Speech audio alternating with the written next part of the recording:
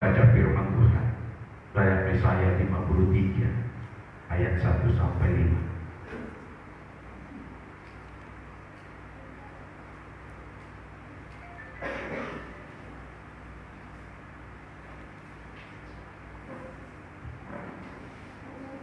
Yesaya pasal yang ke-53 ayat 1 sampai 5.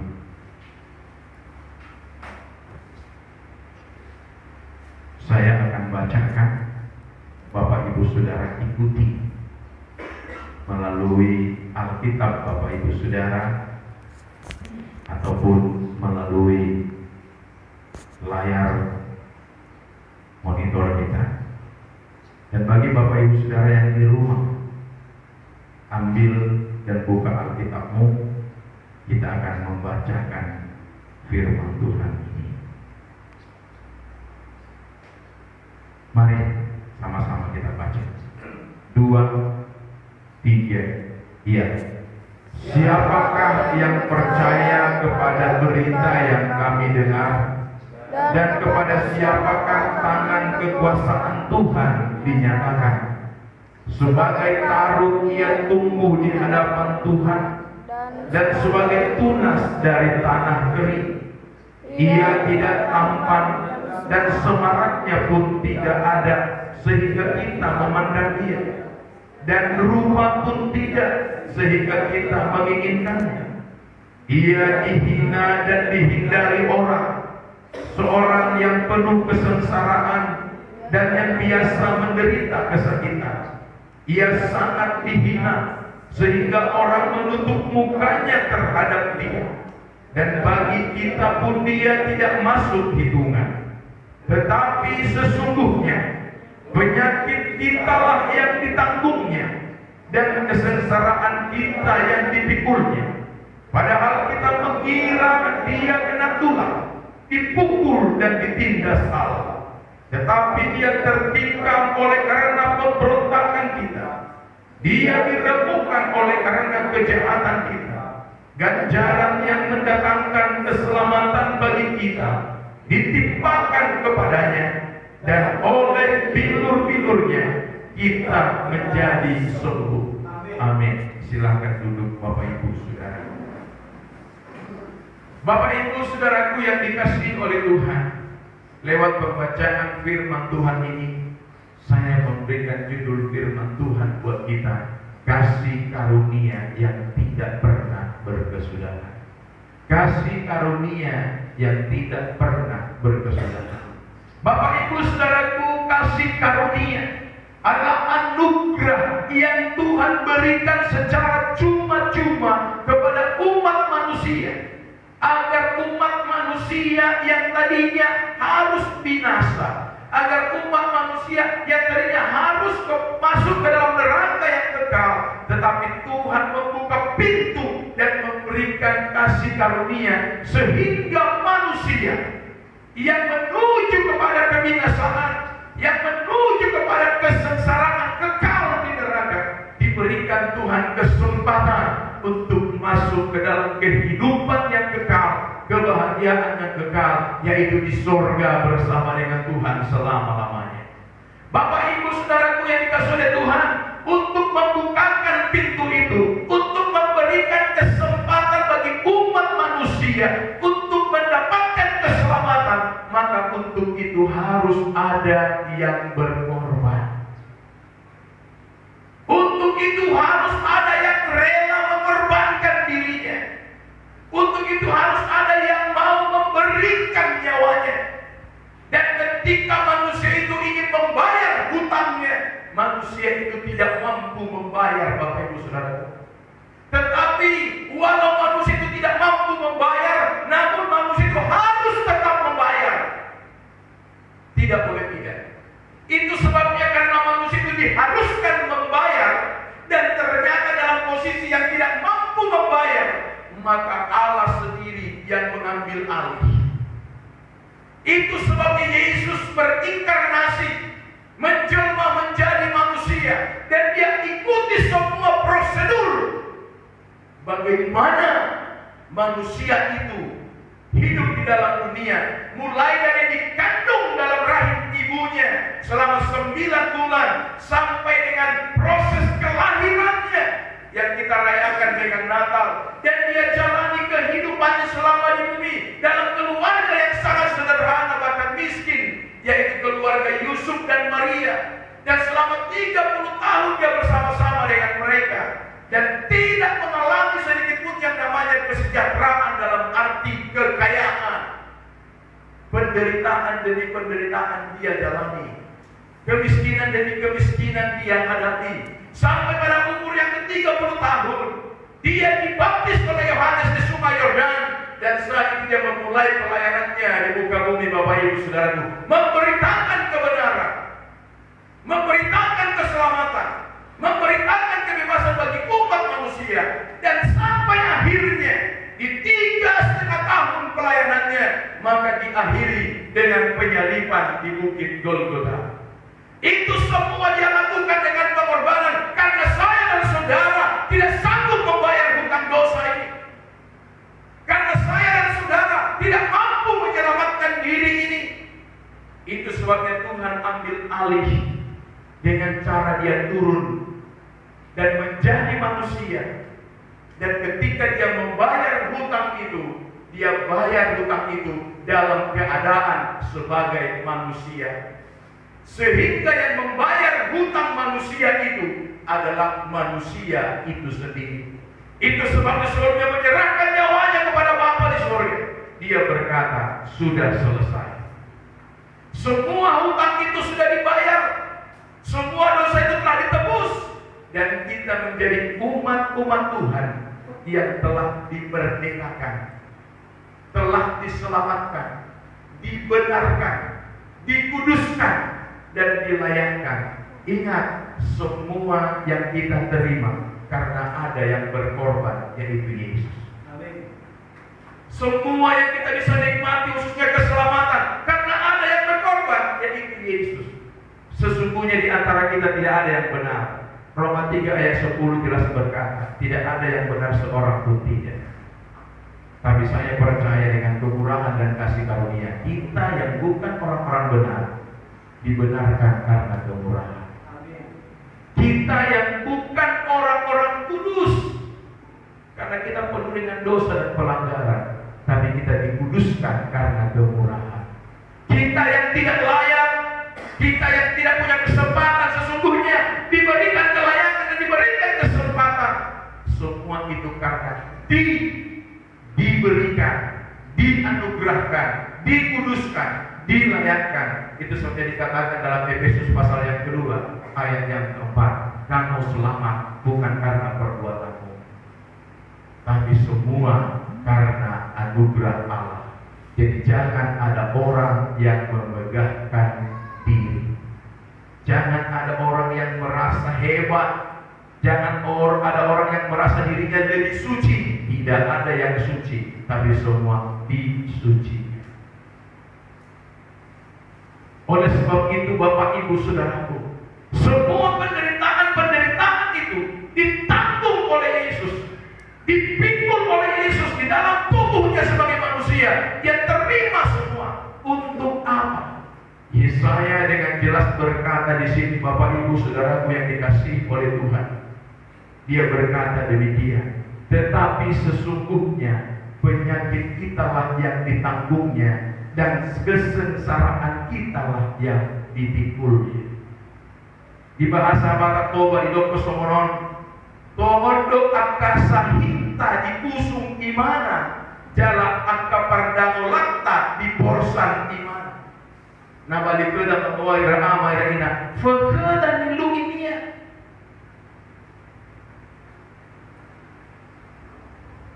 Kalau dari saudara kita bahasa Karo berkata begini, tapi si Tuhuna ia ngesimaba kini serata, ia ngesimersa si mesulita. Bapak Ibu Saudaraku yang dikasihi oleh Tuhan, Yesus sudah mati di atas kayu salib, dan sesungguhnya penyakit kita, kesusahan kita, penderitaan kita lah yang dipikulnya. Fakta karena dan dilumi dia. Sudah di porsa lima akasahita, doa karena sholat di bagasan di mulut. Bapak Bapak Ibu saudaraku yang dikasihi oleh Tuhan, kalau memang Tuhan sudah melakukan itu, kalau memang Tuhan sudah mengambil alih dan telah menebus segala dosa kita dan telah membebaskan kita dari segala penyakit kita, maka sesungguhnya saya dan saudara adalah orang yang bebas dan merdeka. Sehingga sebagai orang yang sudah dibebaskan dan dimerdekakan, maka seharusnya Bapak Ibu saudaraku tidak perlu terlalu khawatir, tidak perlu terlalu takut. Sekali lagi Bapak Ibu saudaraku yang dikasihi oleh Tuhan, Yesus mati di atas kayu salib. Dengan jelas dia berkata, penyakit kita lah yang ditanggungnya, kesengsaraan kita lah yang dipikul. Jadi sekarang apa yang harus kita buat? Yang harus kita buat adalah bagaimana kita mengimani, mempercayai, dan menyerahkan hidup kepada Yesus Tuhan kita. Sekarang ini kita sedang menghadapi wabah virus corona yang membuat banyak orang panik, yang membuat banyak orang takut, bahkan belahan dunia ikut goncang dibuatnya. Nah, Bapak Ibu saudaraku yang dikasihi oleh Tuhan, kalau kita jujur, apakah rupanya hanya ini wabah yang pernah terjadi?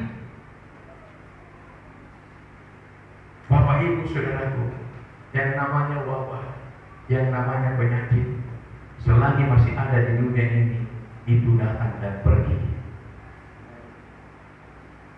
Itu datang dan pergi. Hari-hari ini kita melihat corona mengambil banyak korban. Tapi sejujurnya kalau kita hitung juga, selama ini didengung-dengungkan penyakit jantung pembunuh yang nomor 1 di dunia. Yang artinya maksud saya apa Bapak Ibu? Soal masalah kematian bukan hanya karena corona maka kematian itu ada. Apapun bisa membuat seseorang meninggalkan dunia ini kalau sudah waktunya dari Tuhan. Amin. Apapun, bisa kecelakaan lalu lintas, bisa penyakit yang lain, bahkan ada orang hanya masalah sepele, kaget karena kucing melompat, dia kaget, tiba-tiba berhenti jantungnya, innalillahi wa inna rajiun. Sekarang kenapa harus terlalu panik? Kenapa harus terlalu takut? Terlebih lagi kita sudah diberikan satu jaminan oleh Tuhan Yesus bahwa sesungguhnya penyakit-penyakit kita ditanggung dan dipikul oleh Tuhan. Kalaupun seandainya Tuhan memakai corona dan mengizinkan si corona ini yang mengantar kita bertemu dengan Bapa kita, kembali kepada pencipta kita, saya hanya katakan itu jalan. Amin. Itulah jalannya. Imadalanna la usaha kita dua mana disuguhi. Dalam langit harugin amana si sobat suruh. Imadalanna Bapak Tuhan senina. Kita akan Bapa di surga. Jadi kalau itu jalan, banyak jalan. Tetapi memang keadaan saat ini sedang seperti ini. Kita tetap berdoa. Tapi jangan panik, jangan terlalu takut. Tetap jalani hidup dengan normal, dengan pengharapan dan penyerahan kepada Tuhan. Sebab ketika kita berharap dan berserah kepada Tuhan, maka firman Tuhan ini akan digenapi dalam kehidupan kita. Semua penyakitmu, semua persoalanmu akan diselesaikan oleh Tuhan. Bapak Ibu dikatakan di sini, tapi sesungguhnya penyakit kita lah yang ditanggungnya, kesengsaraan kita yang dipikulnya. Ini berbicara komplit persoalan dan masalah hidupmu. Bukan hanya masalah kesehatan jasmani, tapi kesehatan ekonomi, kesehatan hubungan dalam rumah tangga, itu semua sudah dipikul oleh Tuhan. Dan Tuhan akan nyatakan dan Tuhan akan ketika kita, saya dan saudara berserah kepada Tuhan. Ketika saya dan saudara berserah kepada Tuhan, maka Tuhan akan mengambil alih. Seperti yang dia katakan dalam Keluaran 14 ayat yang ke-14. Tuhan akan berperang menggantikan kamu, dan kamu akan diam saja dan melihat kemenangan yang dari Tuhan. Amin. Tuhan akan berperang menggantikan kita. Tuhan akan ambil alih. Tuhan akan berbuat yang terbaik. Tapi pertanyaannya bagi Bapak, Ibu, dan saudara dan saya, adakah kita sudah berserah kepada Tuhan dengan sepenuh hati? Adakah persoalan-persoalan ini kita sudah serahkan kepada Dia dengan sesungguh-sungguh hati kita? Itu yang menjadi pertanyaan. Banyak di antara kita berkata percaya kepada Tuhan, tapi dalam tindakan, soal istilah bahasa Batak dan dokter di Baluguna Alidio tidak betul-betul berserah kepada Tuhan. Sekarang apa yang sedang kau alami? Engkau merasa dalam hidupmu gagal. Ingat, bukan Tuhan yang tidak berbuat. Banyak orang akhir-akhir ini saling mempersalahkan, saling menuding. Bapak, Ibu, saudaraku yang dikasihi oleh Tuhan, tadi saya berbincang-bincang dengan seorang anak Tuhan di lingkungan kita ini, di mana pada saat ini banyak yang tampil pengejek-pengejek, yang berkata di mana mujizat-mujizat itu. Bapak, Ibu, saudara, perlu kita pahami, ada kalanya Tuhan tidak mau melakukan mujizat, karena memang itu harus dijalani. Sama seperti ketika Yesus di Taman Getsemani, di mana Yesus berkata, Bapa, kalau boleh Bapa, lalukanlah cawan ini daripadaku. Saya mau tanya, boleh tidak, sanggup tidak Bapak melalukan cawan ini? Sanggup. Tapi Bapak berkata tidak, harus kau minum. Bapak sanggup, tapi memang sudah menjadi keputusan bahwa cawan itu harus diminum. Maka Yesus jawab, kalau memang harus kuminum, biarlah kuminum, dan jadilah kehendakmu. Amin. Bukan Tuhan tidak sanggup melepaskan dia dari cawan itu, dari siksaan, dari salib itu, sanggup. Itu sebagai ketika Petrus mencoba membela Yesus dengan pedang yang ada di tangannya. Yesus berkata, Petrus, sarungkan pedangmu.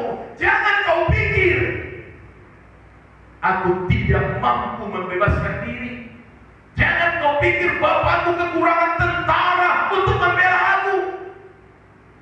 Tetapi harus kau ketahui, aku, Bapakku, lebih daripada mampu melepaskan diri dari persoalan ini.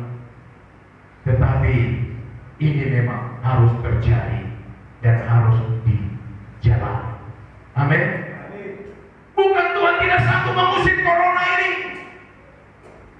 sanggup. Tapi ada kalanya Tuhan mengizinkan ini harus kita jalani. Dan lihatlah nilai-nilai positifnya, apa yang terjadi. Saya percaya di balik semua ini Tuhan punya rencana. Jadi tidak perlu saling mengejek, saling menantang. Mana mujizatnya? Mujizat itu bukan punya pendeta, tapi mujizat itu adalah kedaulatan kuasa Tuhan. Kapan Tuhan mau nyatakan, Dia akan nyatakan. Tapi kalau Tuhan ingin menutup, Dia akan tutup. Dan ingat, Dia jelas berkata, kalau aku membuka, tidak ada seorang pun yang bisa menutup. Kalau aku menutup, tidak ada seorang pun yang bisa membuka. Itu sebabnya Bapak Ibu, periksa dirimu. Banyak di antara kita patentengan ingin merasakan pertolongan Tuhan, ingin menikmati kemurahan Tuhan, tapi hidupnya tidak dia jaga. Mau bagaimana? Ingat, tangan Tuhan tidak kurang panjang untuk menolong. Telinga Tuhan tidak kurang tajam untuk mendengar. Tapi Tuhan juga punya ketentuan tersendiri untuk menyatakan kuasa-Nya. Orang dunia saja seperti yang saya katakan Bapak Ibu selama ini, ketika dia menjual satu produk seperti handphone, itu digaransi. Semua handphone, mau yang mahal, mau yang murah, pasti ada kartu garansinya. Betul Bapak Ibu? Tapi lihatlah, di dalam garansi itu ada catatan-catatan, dan dia menuliskan atau mereka menuliskan garansi berlaku sesuai dengan ketentuan. Ada ketentuan. Saudara ingin ditebus oleh Tuhan, saudara ingin dijamin oleh Tuhan, hidupmu digaransi oleh Tuhan, kemenanganmu dikabulkan oleh Tuhan. Tanya dirimu, sudahkah engkau sesuai dengan ketentuan? Yakobus jelas berkata, barang siapa merasa dirinya beribadah tapi tidak mengetahui lidahnya, sia-sialah ibadah. Minggu keberapa di pemuda remaja kemarin kita pelajari? Dari 1 bulan yang lalu kan? Banyak orang menginginkan kemurahan Tuhan, tapi tidak pernah introspeksi diri, tidak pernah menjaga diri. Ingat, malam saudara masih ingat khotbah 1,5 bulan yang lalu. Bukan seberapa hebatnya engkau berdoa kepada Tuhan, bukan itu yang terutama, tapi seberapa tunduknya dan taatnya engkau kepada perintah Tuhan, itu yang utama. Jelas dikatakan dalam Matius 6 ayat 7, bahkan sampai 8, bukan karena panjangnya kata-kata doa maka dijawab oleh Tuhan, tetapi yang paling utama adalah seberapa taatnya kita dan seberapa tunduknya kita kepada otoritas Tuhan kita. Itu yang paling utama. Ada orang tidak pintar berdoa Bapak Ibu. Ada orang tidak mampu merangkai kata-kata dengan baik untuk memanjatkan doa karena keterbatasannya.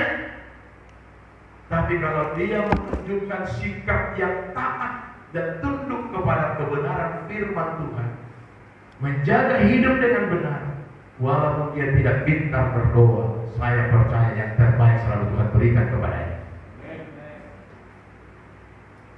Banyak orang terlalu bangga kalau sudah pintar berdoa, dengan berkata, aku berdoa syafaat. Silahkan, bagus. Mau saudara mau menjadi pendoa syafaat, menjadi anggota tim doa di menara doa atau di mana saja, tapi tanpa ketaatan, tanpa ketundukan kepada firman Tuhan, semua doa itu sia-sia.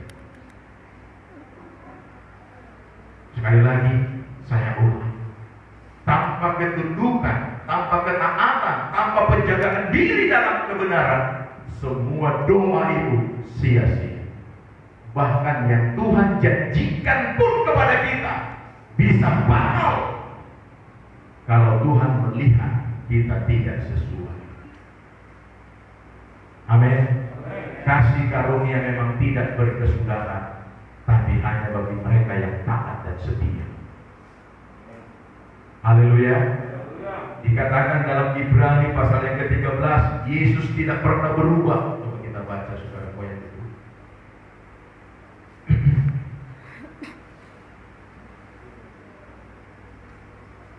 Ibrani pasal 13 ayat yang ke-8. Mari kita baca bersama-sama 2, 3 ya.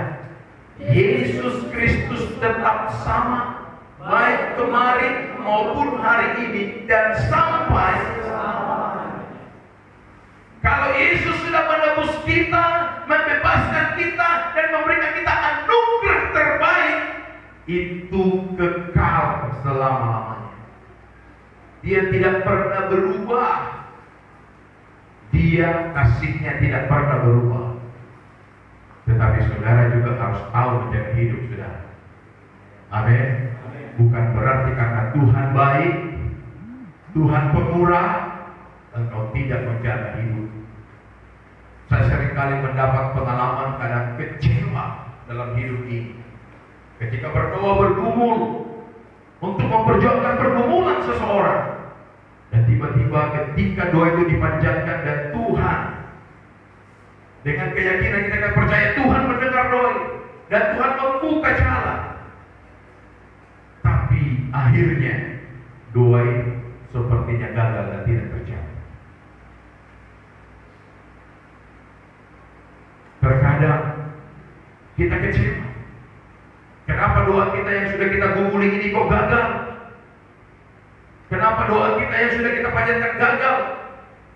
Tapi Bapak Ibu Saudaraku, seringkali Tuhan memberikan satu pernyataan untuk kita lihat dan kita nilai. Ternyata memang pantaslah doa ini gagal. Pantaslah doa ini tidak terkabul karena orang yang memintanya pun tidak berkenan di hadapan Tuhan. Amin. Aku memberikan kepada siapa aku berkenan memberikan. Tidak ada yang bisa memaksa. Mungkin kalau dalam birokrasi pemerintahan, mungkin seorang kepala desa berkata tidak boleh, tapi karena ada pemilihnya camat, kata tidak boleh tadi bisa berubah karena pengaruh dari camat itu. Tetapi Tuhan tidak pernah melakukan hal seperti itu. Itu sebabnya Bapak Ibu kembali kepada kita. Engkau ingin diberkati Tuhan, engkau ingin menikmati keselamatan Tuhan, engkau ingin menikmati jaminan Tuhan dalam hidupmu, terlebih di masa sulit dengan wabah corona ini. Serahkan hidupmu dan keluargamu dan hiduplah sesuai dengan kehendak Tuhan. Saya percaya Bapak Ibu Saudara, firman Tuhan akan digenapi dalam hidup kita. Kita akan dilindungi dan diberkati oleh Tuhan. Amin. Oleh sebab itu bawalah hidup. Bawalah hidup sesuai dengan kehendak Tuhan. Maka semua penyakitmu, semua kesengsaraan Tuhan akan ambil alih, sehingga kau merasakan kemenangan demi kemenangan. Tapi sekali lagi, ingin menikmati kemenangan yang dari Tuhan, jaga hidupmu baik-baik, bawa hidupmu sesuai dengan kehendak Tuhan. Amin. Tuhan memberkati. Mari kita berdiri bersama-sama Bapak Ibu Saudara.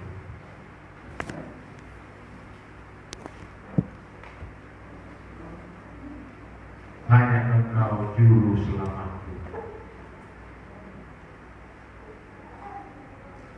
Bapak Ibu Saudaraku yang dikasihi oleh Tuhan, tidak ada yang dapat menolong kita. Meskipun kita berusaha semaksimal mungkin, berjuang segala dengan mengarahkan segala daya upaya kita, namun ingat, kepastian hanya datangnya dari Tuhan. Oleh sebab itu mari kita bersama-sama membawa hidup kita supaya kita boleh hidup sesuai dengan kebenaran Tuhan.